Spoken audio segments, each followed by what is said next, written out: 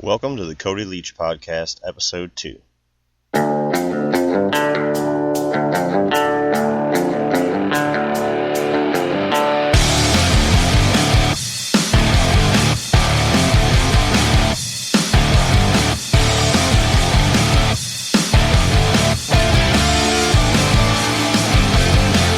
Hey guys, welcome back and happy 4th of July to everybody.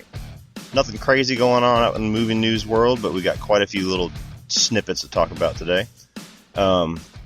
First, The Rock is being eyed for the Wolfman at Universal. So anybody that hasn't heard anything about this new classic Universal monsters that the Universal's trying to reboot, they're trying to do a shared universe. You know, they got Tom Cruise attached to play in The Mummy.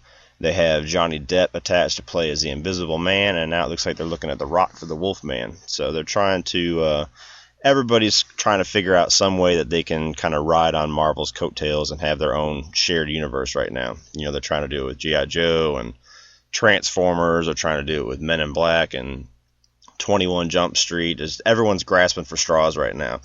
That being said, this one actually sounds pretty cool.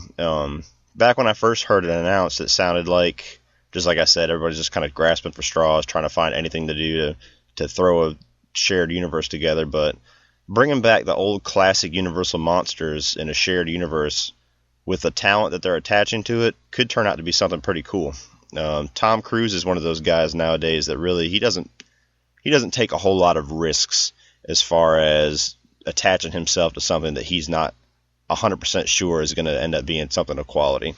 So he was the first name announced, and that brought a lot of validity to this Universal Monsters universe. And I've never been a big fan of Johnny Depp, but again, he's a big name, and him being attached to one of them doesn't hurt either. So The Rock being eyed for the Wolfman could end up being something cool. Hopefully we'll get some kind of an announcement for sure that he's attached to play it. The Rock's one of those guys that it seems like every other day he's getting talked to play something. So hopefully we'll find out for sure before long of whether or not he's going to be playing that or not. Nicholas Winding Refn. So this is the guy who directed Drive a few years back. He directed Only God Forgives, which not a whole lot of people cared for. And just this past couple of weeks, he's got a movie out called The Neon Demon. Drive was really cool. I was a big fan of that movie. And Nicholas Winding Refn has come out saying that he wants to move and direct a Batgirl movie. That's kind of a weird choice. I don't know if they'll actually give it to him or not, but he would definitely do something different. Anybody who's seen his movies knows that he has a very unique kind of a psychedelic 80s kind of feel to his movies, so that would be interesting. Roland Emmerich. So this is the guy who's directed just about every disaster movie of the past 15 years. He came out onto the scene with, I believe his first movie was Universal Soldier. But then he did Independence Day, which was a big hit. And then after Independence Day, pretty much every movie he's done has been like the disaster, the world's going to be destroyed type movies. So he had the Day After Tomorrow, 2012. He just did the Independence Day Resurgence. Now he's being attached to direct a movie called Moonfall. And the premise is as follows. Described as a collision between 2012 and Close Encounters of the Third Kind, that tells the story of an unlikely band of misfits who must unite to save humanity when the moon falls out of orbit and comes crashing down on Earth. Could you find a less original premise? I'm not a big Roland Emmerich fan. The only movies I've liked of his, I like Universal Soldier. It's a kind of a guilty pleasure, and I'm a big fan of The Patriot. Other than that, all of his movies are kind of garbage. But that's what he's being attached to direct next. I'm going to be curious with all the horrible backlash against how terrible Independence Day Resurgence apparently is, if they're actually going to start giving this guy money again. I mean, I'm not up to key on how much money his past few movies have made, but if Independence Day Resurgence is any kind of indicator that people are getting tired of his movies, they might pass on this, but we'll see. Roland Emmerich directing Moonfall. Alright, so last week we talked about Eli Roth getting attached to direct Death Wish. Another project that he is being attached to direct is called Alastair Arcane. Apparently this is based off of a horror comic or graphic novel where the story centers on a group of children who befriend a former local TV horror host who is shunned by their parents and forced off the air. After his death, only they have the power to thwart the curse he has laid upon their town. Sounds kind of cool. Kind of reminds me of like a Fright Night kind of thing with bringing back the TV horror host. That's not something you see too often. So if they did something cool with that, that would be interesting. One of the more interesting pieces of information off of this is that the actor who is attached to play, I'm guessing Alastair Arcane, is Jim Carrey, who's also going to be executive producing it. So that would be interesting. Jim Carrey is one of those guys that he's known for his comedy, but the few times that he has branched off and done other things, aside from the number 23, he does really good. You know, he did Eternal Sunshine of the Spotless Mind, which is a really good movie, and he did really good in it. I'm a big fan of The Majestic, so him trying to branch off and do something different is always good, as long as he actually sticks with it and promotes this stuff. Because the last time he tried to do this, he went off and did Kick-Ass 2, which is more of a violent, dark role for him. And before the movie even came out, he started denouncing the movie. Like, he had this huge change of heart. Like, oh, well, that movie that I just got paid out the ass to play in, I'm not really supporting it now because I don't support violence with children. So that was kind of a weird move for him. So if him and Eli Roth can bring something cool out of this, that would be nice to see. Jim Carrey kind of have a little bit of a resurgence, but we'll have to see. The Star Trek universe. Okay, so the rebooted Star Trek universe, the J.J. Abrams movies, now gets an official name. They're referring to it as the Kelvin timeline. So anybody who has seen the first Star Trek with, I think it came out in 2009 with J.J. Abrams directing, basically that movie is a rebooted timeline of the original Star Trek. So it starts off with Captain Kirk's father getting killed, and everything from that event going forward is the same crew as the original Star Trek show, but because of that one event, it's a completely different timeline. So that's how they get away with having new stories and not retreading the same territory. Well, now they're giving that rebooted universe a name of the Kelvin timeline, which is named after the USS Kelvin, which is the ship that was destroyed at the beginning of the 2009 Star Trek by the Romulans. So kind of a cool little piece of nerd information there. Anybody that likes the new Star Trek universe. Rumors are circulating that 20th Century Fox and Marvel are in early talks to collaborate, much like the partnership with Sony. So I believe it was on Collider Heroes. Anybody that watches Collider, one of their guests in that show said that he had heard some rumblings that 20th Century Fox, who does the X-Men movies and the Fantastic Four movies, and Marvel have been, exchanging phone calls back and forth. So when Sony got into a lot of financial trouble, they came up with this deal with Marvel saying, hey, you take the Spider-Man movies, since we're starting to really lose money on them, you make whatever movies you're going to make with Spider-Man, you can attach them into, all your shared universe movies like Captain America Civil War or, the Avengers Infinity War, whatever you want to use them in, and we will still have final say, and we will still have our name attached to it, but you are going to be making the movies. Now they're saying that there's rumors that 20th Century Fox wants to have the same deal. Highly, highly, highly doubt it. Two different, completely different situations. Like I said, when Sony came up with that deal with Marvel, before they even announced that deal, everybody would have said there's no way in hell, because Spider-Man was Sony's biggest cash cow. Now, the only reason that deal ever got made was because they were in such financial trouble. 20th Century Fox is not in any trouble whatsoever. Even though X-Men Apocalypse was kind of a mixed review, it still made a ton of money, and it still made a lot of money overseas, and they just had one of their biggest hits ever with Deadpool earlier this year. They're not in any position to need any help from Marvel. Would it be cool if eventually they come up to some kind of a collaboration? Yeah, it's going to be cool, because then you'll have X-Men or Wolverine, whatever, be showing up in different movies, just like you have Spider-Man now, but it's not going to happen anytime soon. Not to say that there aren't phone calls back and forth, because I'm sure Marvel would love to have, those characters and do whatever they want with them, but it's not going to happen anytime soon. It's not going to happen until we start going back down the road we did whenever we had X-Men: The Last Stand, and then X-Men Origins Wolverine, and start where 2 or 3 or 4 movies really, really fail in a row, but they're not in anywhere close to a position to need Marvel's help right now. So you never know, but I highly doubt that that's going to be valid. Alright, so a new movie called Kings has been announced, starring Daniel Craig and Halle Berry. So it's set against the backdrop of Los Angeles during the Rodney King trial in 1992. Craig is going to be playing a character named Ollie, who is a loner living in South Central who befriends and falls in love with Berry's character.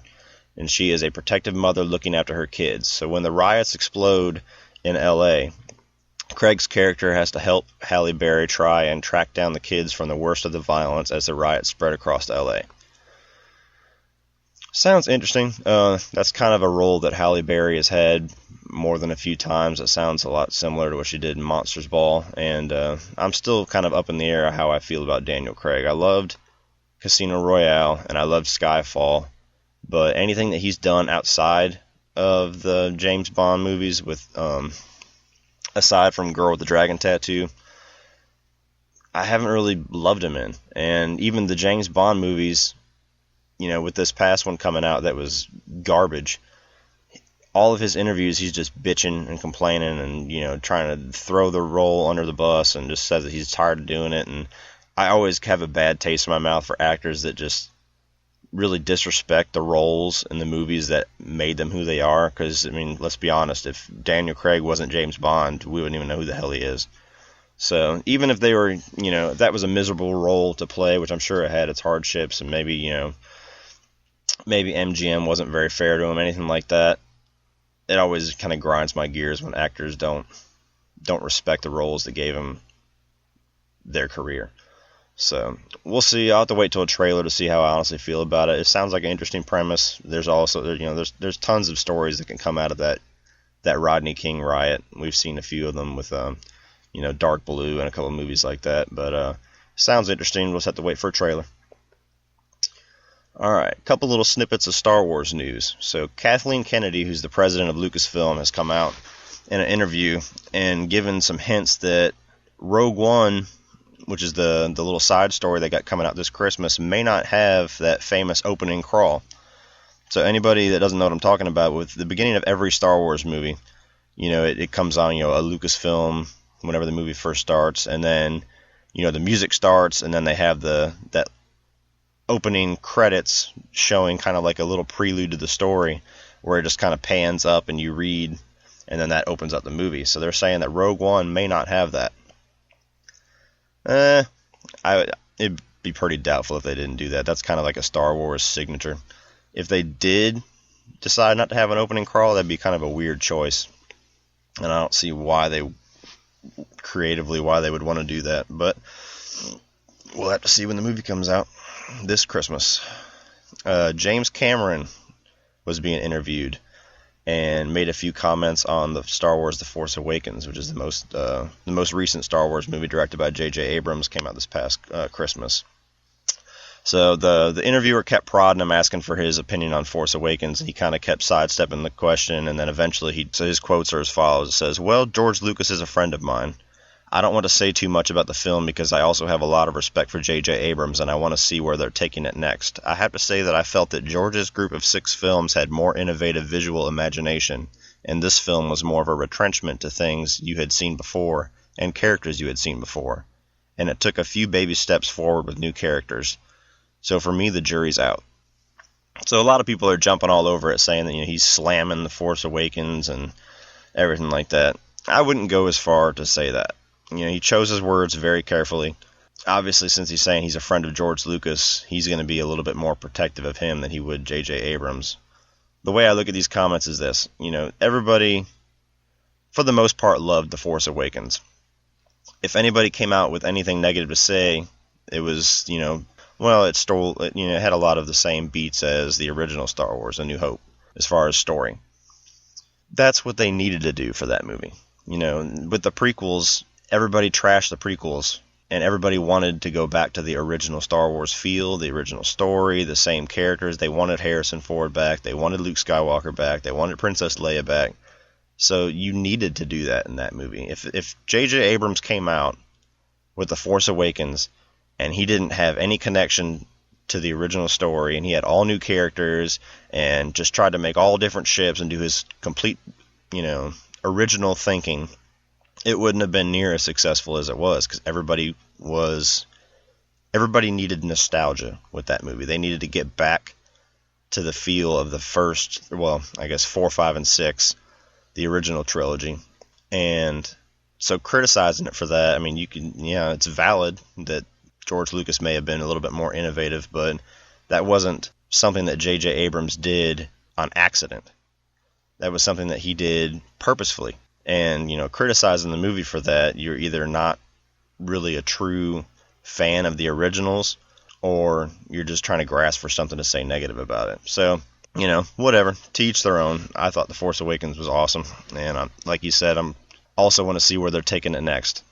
WreckIt Ralph 2 has been announced to come out March 9th, 2018. So I think this came out back in 2010, I believe. WreckIt Ralph was an awesome movie. So it followed basically where it's like in a video game world. And WreckIt Ralph is the villain. He was played by John C. Reilly of this game called Fix-It Felix, which is kind of like the original Donkey Kong. Like he's like the big monster at the top, and Fix-It Felix is kind of like the Mario character where you have to get up and he defeats him. So every time a kid plays the game, WreckIt Ralph is the bad guy, he gets defeated, and he kind of gets tired of being the bad guy. So he wants to go off and he wants to be a hero for a change, and he wants to do something different. And that is one of the best animated movies to come out in a long time. If you haven't seen WreckIt Ralph, and if you have kids especially, pick that up and check it out. So I'm surprised it's taken them this long to announce a sequel, because WreckIt Ralph was really successful, and it was nominated for Best Animated Picture of the year it came out. Didn't win, unfortunately, which it should have. But now we're finally getting a sequel. It's announced to come out March 9, 2018. Like I said, John C. Reilly is still attached to play WreckIt Ralph. And I'm curious where they're going to be taking the story. They haven't released any kind of hints at where they're going to be taking the story. But that's something to look forward to. Pacific Rim 2 has been announced for February 23rd, 2018. So the first one was directed by Guillermo del Toro, and it starred Charlie Hunnam from Sons of Anarchy. And it was kind of a divisive movie. A lot of people loved it. A lot of people thought it wasn't very good. I thought it was very cool for what it was. You have to, that's the kind of movie that you have to kind of shut your brain off and just be entertained. It's robots versus monsters. So the story of the first one is that, these, like this portal basically has opened up in the ocean, and these monsters called kaiju start coming through, and they're basically like Godzillas, and they start destroying different parts of the earth. And then over time, humanity builds these gigantic robots called Jaegers to fight them. So the movie is just about Charlie Hunnam kind of rising through the ranks and starting to have an end game with Idris Elba, I believe, was one of the leaders, have an end game to finally wipe out the kaiju. And it's a very cool, entertaining movie.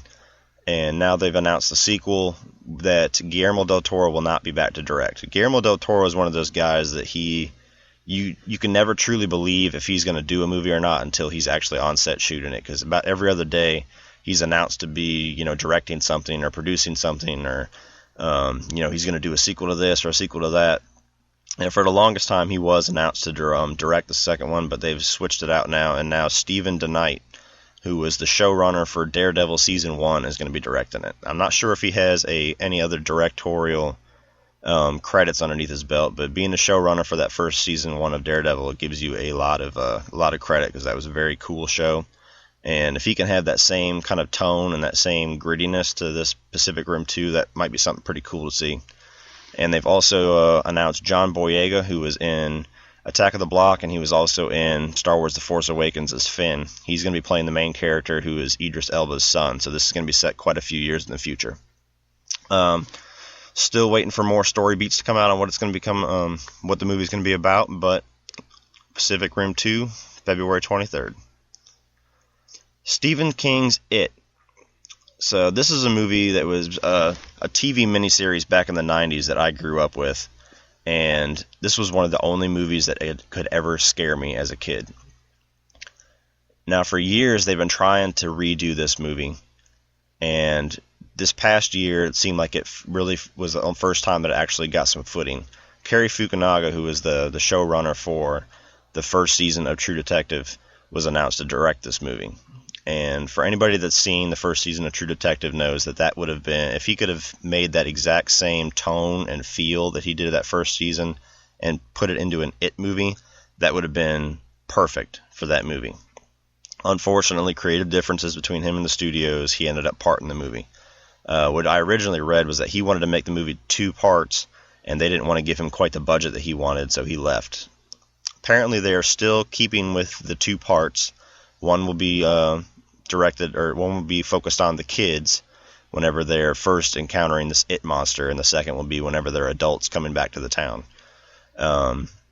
But Part 1 has just started principal photography, and I'm not sure if this is good news or not, but it is going to be directed by Andy Muschietti, who is the director of the movie Mama that came out a few years ago. I wasn't a huge fan of Mama, so I'm kind of bummed. Once Cary Fukunaga left the project, my interest kind of left it, but I'll give it a chance because I love it, and hopefully they can do something special with it. So Part 1 will probably be released sometime around October whenever they finish it, and I'd imagine Part 2 will be the next year. But that's something to keep your eye on. So Part 1 starts with principal photography. Alright guys, moving on to trailer talk. We've got quite a few trailers that came out this past week. Star Trek Beyond, which I was already talking about, came out with their 3rd trailer, which is a very strange trailer. They've had a really, really weird method of releasing trailers and marketing for this movie. The first one came out, and they had it set to Sabotage by the Beastie Boys, and everybody shit all over it because the way the trailer was cut and the way they had the music and everything, it seemed like they were just trying to copy Guardians of the Galaxy and copy that tone and kind of try to bring in all of the new age casual movie fans and not appealing too much to the classic Star Trek fans. And then the second trailer came out, and it was more of a serious, story-focused Star Trek fan-focused trailer. Now this third one comes out, and it's basically just being marketed as the Rihanna music video for her new song with some Star Trek scenes thrown in, which is it's weird. Again, it seems like they're trying to appeal to all the young generation, like all the casual people, and not really embracing all the fans of Star Trek that are out there. Almost like they don't have enough confidence that everybody else is going to show up to the movie. The synopsis for the movie is: the crew of the USS Enterprise, halfway into their 5-year mission, are attacked by a seemingly unstoppable wave of unknown aliens, forcing them to abandon ship. Stranded on an unknown planet and with no apparent means of rescue, the crew finds themselves in conflict with a new and ruthless enemy. I was a big fan of the first Star Trek. I was an even bigger fan of Into the Darkness, which I know a lot of people have hate for. But I'm still looking forward to this movie. The only thing that I'm a little bit hesitant about is the first one not directed by J.J. Abrams. This is now going to be directed by Justin Lin, who has directed all of the Fast and Furious movies since, well, not all of them, I'm sorry. He's directed Fast and Furious, Tokyo Drift, and then 4, 5, and 6. So that's mainly his director credits is Fast and Furious movies, and a few of the scenes in the trailer, I'm worried about this being Star Trek Furious and not being the sci-fi kind of scientific movie that most of them Star Trek movies are, because that's what they should be at heart. But it's going to be coming out July 22nd, 2016, right around the corner. So look forward to that. I'll probably have a review out for that once I go to see it.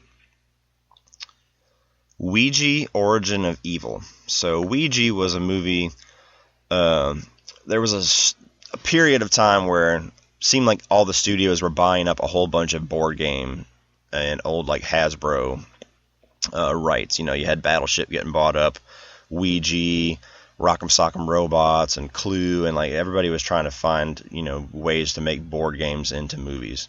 And Ouija was the horror movie that came out a couple of years ago, and not a very good movie. Basically just focused on a couple of kids, and one of their friends was messing around with a Ouija board. She ended up getting where it looked like she killed herself, but she ended up getting possessed and killed herself. And then, so they think it's a good idea to break the Ouija board back out to try to contact her, and it, things go downhill from there. I had watched Collider Nightmares, and one of the guys who had worked on Ouija came out and was talking about the sequel, saying that they knew that the Ouija wasn't the best movie in the world, but it made a lot of money and a lot of money overseas, so now they have a sequel. Now, this sequel, Ouija Origin of Evil, the story is in 1967 Los Angeles. A widowed mother and her 2 daughters add a new stunt to bolster their seance scam business and unwittingly invite authentic evil into their home. When the youngest daughter is overtaken by a merciless spirit, the family confronts unthinkable fears to save her and send her possessor back to the other side. Had Ouija been a better movie, I'd be more excited for this, but this seems, being that we just had The Conjuring 2 come out, it's going to be very, very hard for a movie of this style to match that or even come close to matching the quality of that. So this almost seems like just one of those, around the time of Halloween, you always get at least 1 or 2 horror movies that they just kind of throw out there, and very rarely is one really of note. The trailer did look pretty decent. I like the whole set in the 1960s, and the scam that this mother and the 2 daughters have, where they have the seances and the palm readings and everything, where they freak people out. So we'll see if they've learned from the first Ouija. Maybe we'll get something cool, but it's going to be coming out October 21st, 2016. So look for Ouija Origin of Evil. Bleed for this. Now, this is a movie that I had not heard anything about until I saw the trailer. And this is starring Miles Teller and Aaron Eckhart, and it's about the 5-time world boxing champion Vinny Pazienza and his career-ending injury and trying to come back to the ring. This trailer makes this movie look like it is going to be awesome. I'm not a huge sports movie guy, but I love fighting movies, and I love underdog stories like The Rocky and Warrior and The Fighter and movies like that. I'm always up for watching those. And this one looks like it's going to be really, really special. So Miles Teller's playing Vinny Pazienza, and basically throughout the trailer just shows that he's like I said, the 5-time world boxing champion, and then he gets into a car wreck and it severs his spine. So then he's basically told, you're never going to fight again, you might never walk again, and he will not take no for an answer. He starts training, and it shows him working out with the neck brace and him trying to come back to the ring.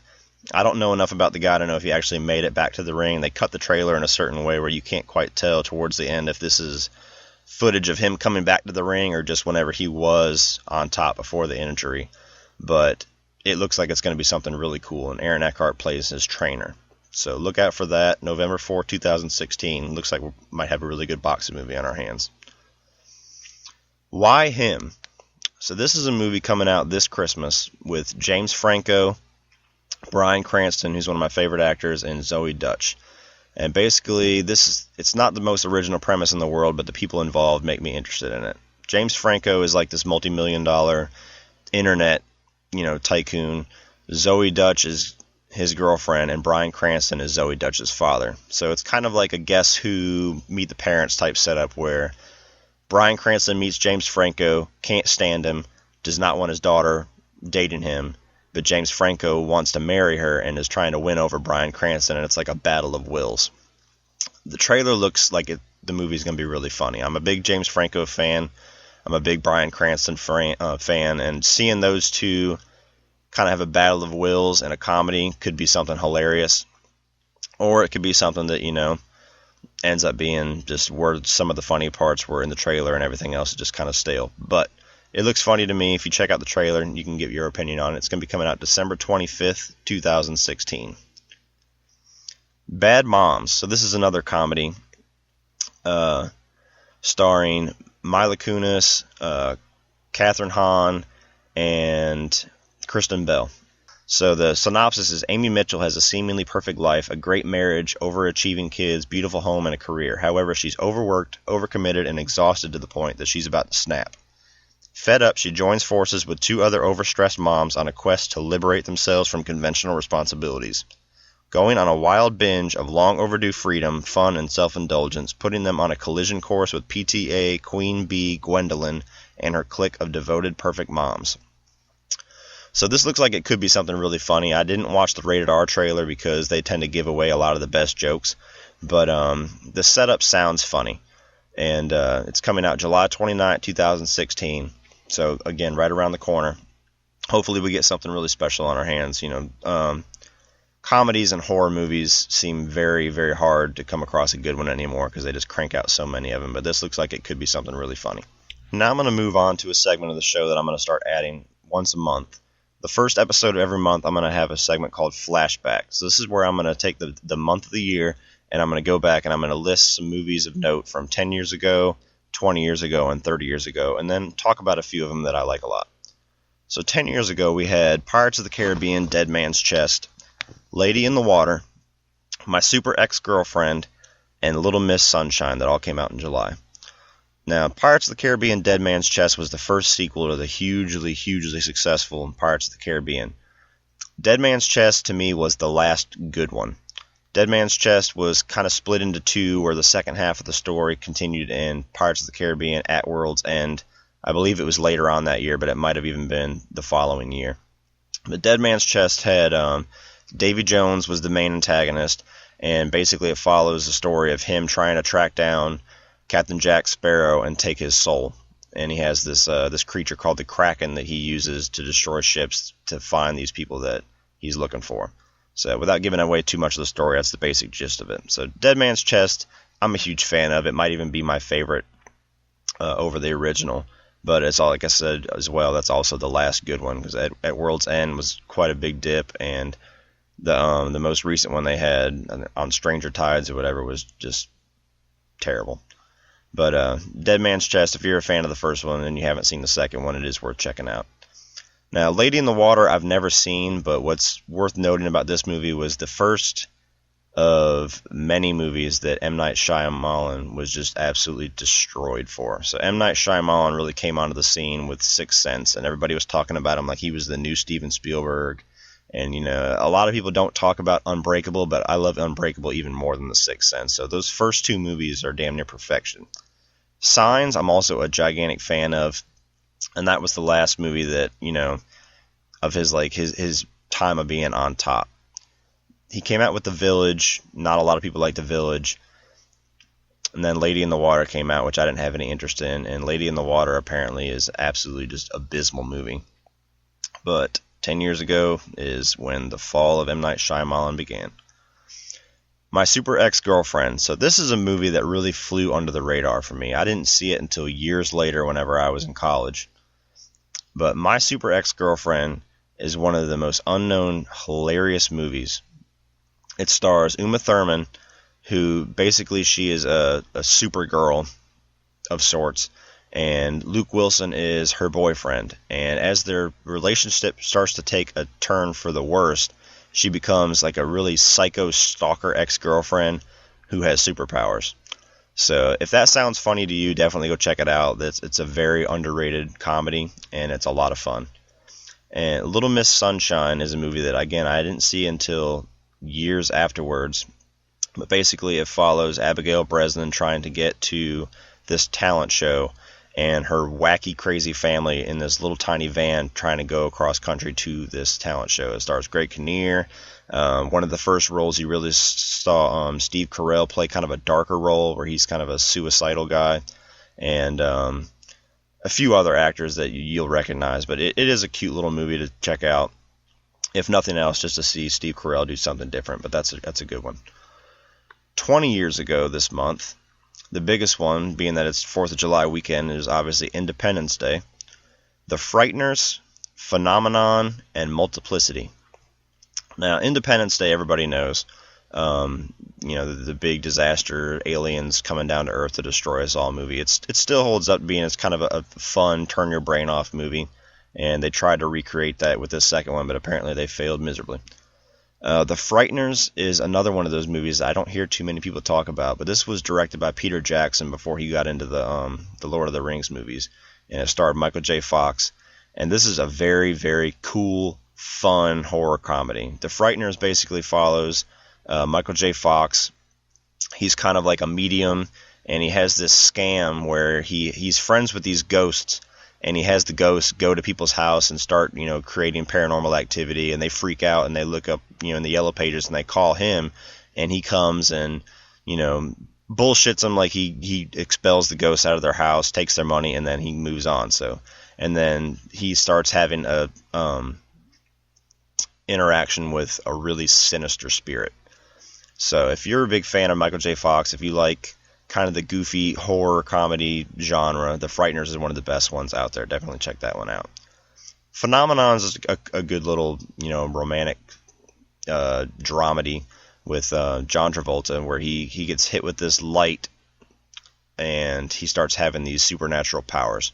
Won't get too much into the story of that one, because that one's more, good to watch unfold, but that's a really good one if you want to watch like for a date night or something like that. Multiplicity. Now this could have easily been on my top 5 underknown movies as an honorable mention, because nobody ever talks about Multiplicity, but this is one of the funniest damn movies I've ever seen. The stars Michael Keaton, and basically what it follows is he's in construction, he's overworked, he's overstressed, and this guy comes to him and says, hey, I've figured out how to clone people, and for a certain price, I'll clone you, and you can use him to kind of alleviate your stresses of the day. So he gets cloned, sends his clone to work, he stays at home all day. And from there, what unfolds is just fucking hilarious. Andie MacDowell plays his wife, and Michael Keaton ends up playing, by the end of the movie, 4 different clones, or 4 different people. And it's one of the funniest movies from that time that you're ever going to find. Definitely check it out. 30 years ago this month, we have About Last Night, Big Trouble in Little China, The Great Mouse Detective, and Aliens. Obviously the biggest one being James Cameron's Alien. So that was the sequel to Ridley Scott's original movie Alien. And Aliens was more the action-packed, ratcheted up, buffer sequel. And it had Sigourney Weaver's Ripley coming back, where they found her floating around in that little pod, and it's been, I forget how many years, but it's been at least almost 100 years since she left the Nostromo ship, and she joins this little group of Marines that goes on this planet trying to find the xenomorphs, and it's one of the best sci-fi action movies of that time. And a lot of people argue that it's better than the original, which it really just depends on your taste. The original is more of a claustrophobic horror movie, and this one's more of an action thriller type movie. But Aliens is a classic. About Last Night is a movie that they recently remade. It was starring Kevin Hart and Michael Ealy, which actually turned out to be a pretty good remake. But if you have not seen the original is Rob Lowe, Demi Moore, and James Belushi. So James Belushi is kind of like the Kevin Hart character, and Rob Lowe is the Michael Ealy character.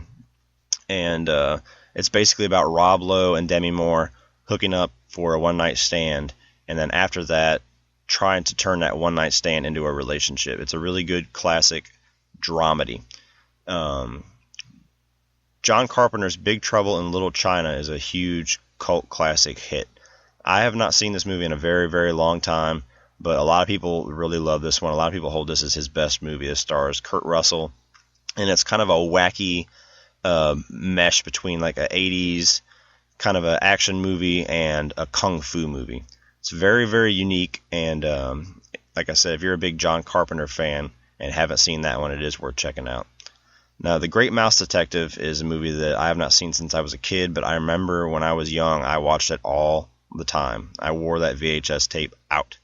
Now, this is basically the animated version of Sherlock Holmes. So it is on Blu-ray. I bought it for my kids. If you have kids and you want to give them something from the early 90s, a really classic animated movie to get them, Great Mouse Detective is a good one. Well, that about does it for this week's episode, guys. Just a quick little idea of what my game plan is for this podcast. I'm going to plan on doing one of these movie news episodes every single Monday. I'm going to have my top 5 episode come out every Wednesday.